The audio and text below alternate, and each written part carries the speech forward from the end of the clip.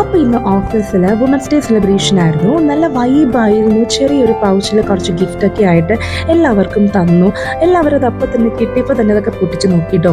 എല്ലാവരും ഭയങ്കര ഹാപ്പി ആയിരുന്നു ആൻഡ് എക്സൈറ്റഡ് ആയിരുന്നു. കാര്യം ചെറിയൊരു സെലിബ്രേഷൻ, നമ്മുടെ ഓഫീസിലെ ചെറിയ ചെറിയ സെലിബ്രേഷൻസ് ഒക്കെ നമ്മൾ നല്ല രീതിയിൽ തന്നെ ആഘോഷിക്കാറുണ്ട്. ചില ഗെയിംസും ഫണ്ട് ആക്ടിവിറ്റിയും അങ്ങനെ എല്ലാം വെച്ചിട്ട് നമ്മൾ ആഘോഷിക്കാറുണ്ട്.